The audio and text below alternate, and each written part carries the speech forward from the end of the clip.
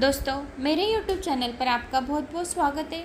तो आपको जन्माष्टमी की बहुत बहुत सारी शुभकामनाएं। श्री कृष्ण भगवान आपकी सारी इच्छाएं पूर्ण करें, ये श्री कृष्ण जी भगवान को मैं प्रार्थना करती हूँ और आज के इस वीडियो को शुरुआत करती हूँ। तो आइए जानते हैं श्री कृष्ण जी के गरीब सखा सुदामा जी की रोचक कहानियाँ।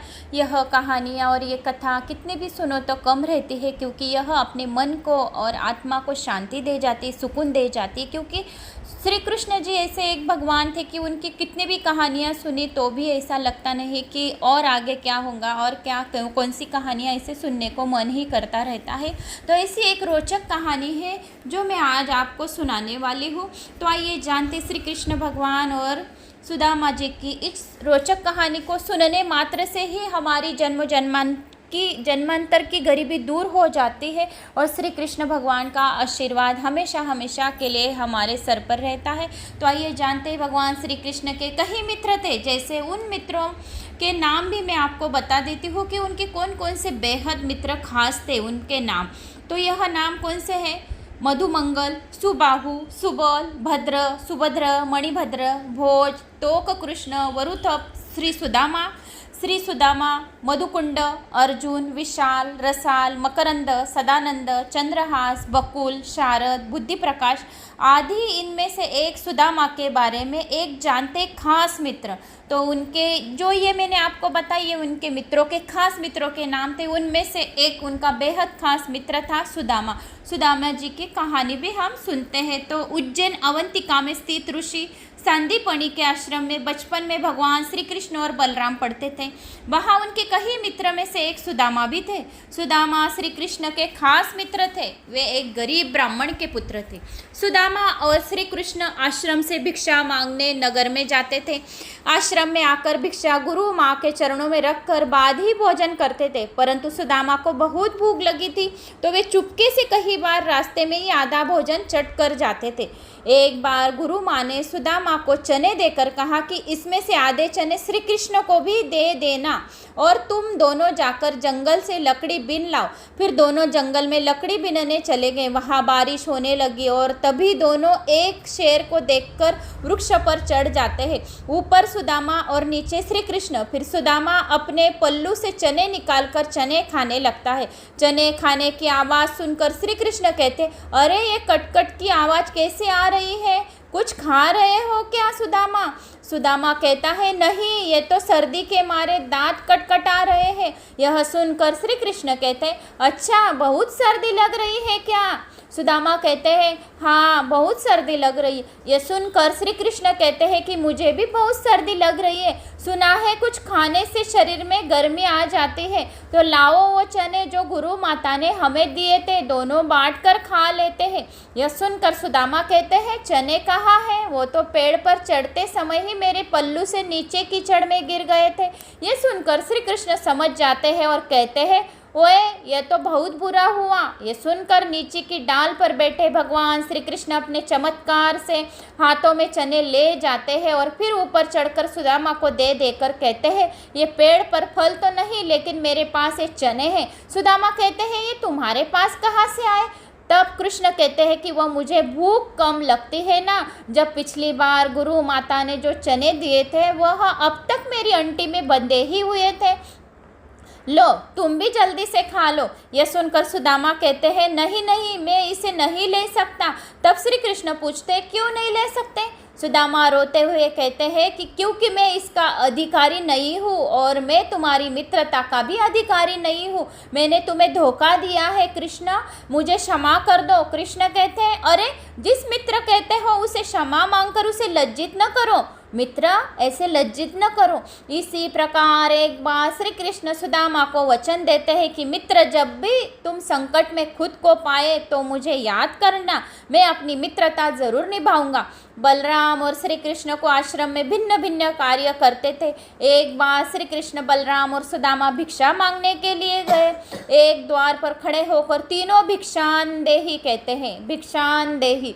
तो एक महिला अपनी बेटी के साथ भिक्षा लेकर बाहर आती और कहती है, ब्रह्मचारियों, आज आने में बहुत देर कर दी। यह सुनकर श्री कृष्ण कहते हैं, माता, आज सारे आश्रम में सफाई करनी थी, बहुत काम था, इसलिए विलंब हो गया। माता, आपको प्रतीक्षा करनी करनी पड़ी, उसके लिए हमें क्षमा करें। ये सुनकर वह महिला कहती, अरे क्षमा कैसी, मैं तो इसीलिए प्रतीक्षा कर रही थी कि रोज़ तुम रूखी सूखी रोटी लेकर जाते हो। आज घर में मालपुआ बने थे, मैंने सोच तुम्हें जल्दी आओगे, गरम गरम खाओगे। देखा मैंने कपड़े से ढककर मालपुआ गरम गरम रखे हैं तुम्हारे लिए। ये देखकर सुदामा का मन ललचा जाता है। वह कहता है, मालपुआ, आज मालपुआ बने हैं? वह महिला कहती है, हाँ, आज घर में पूर्णमासी की पूजा थी।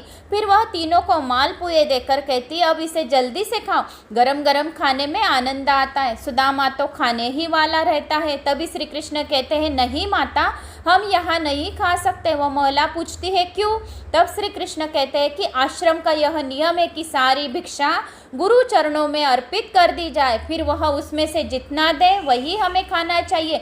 यह सुनकर सुदामा को अच्छा नहीं लगता। यह सुनकर वो महिला गुरु के लिए भी मालपुए का एक पैकेट दे देती है। तब उन तीनों के पास 4 पैकेट हो जाते हैं। फिर तीनों वहाँ से चल जाते हैं। रास्ते में एक नदी के किनारे रुककर बलराम और श्री कृष्ण हाथ मुंह धोने के लिए जाते हैं। इसी दौरान सुदामा मालपुए निकालकर चुपचाप खाने लगता है।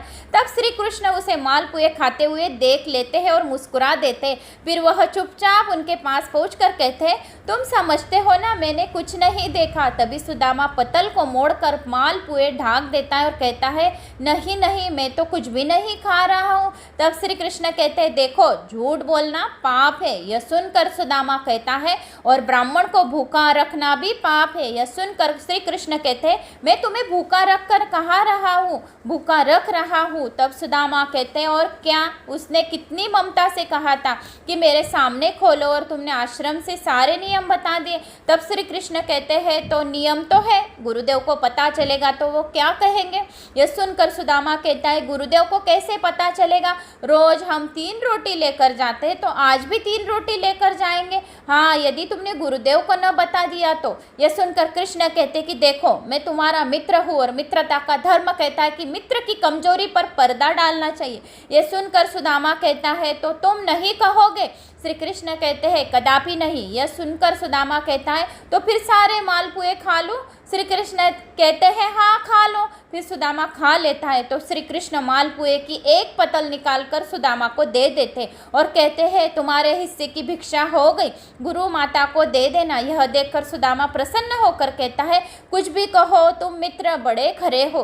कहते हैं कि सुदामा जी की शिक्षा और दीक्षा के बाद अपने ग्राम अस्तिवतीपुर में भिक्षा मांगकर अपना जीवन यापन करते थे। सुदामा एक गरीब ब्राह्मण थे। विवाह के बाद अपनी पत्नी सुशीला और बच्चों को बताते रहते हैं कि मेरे मित्र द्वारका के राजा श्री कृष्ण है, जो बहुत ही उदार और परोपकारी है। ये सुनकर एक दिन उनकी पत्नी ने डरते हुए उनसे कहा, यदि आपने मित्र साक्षात लक्ष्मीपति है और उदार है, तो आप क्यों नहीं उनके पास जाते? वे निश्चित ही आपका प्रचुर धन देंगे, जिससे हमारी कष्टमय गृहस्थी में थोड़ा बहुत सुख आ जाएगा। सुदामा संकोचवश पहले तो बहुत मना कर रहे थे, लेकिन पत्नी के आग्रह पर एक दिन कई दिनों की यात्रा करके द्वारका पहुंच गए। द्वारका में द्वारपाल ने उन्हें रोका। एकमात्र फटे हुए वस्त्र को लपेटकर गरीब ब्राह्मण जानकर द्वारपाल ने उसे प्रणाम कर यहाँ आने का आशय पूछा।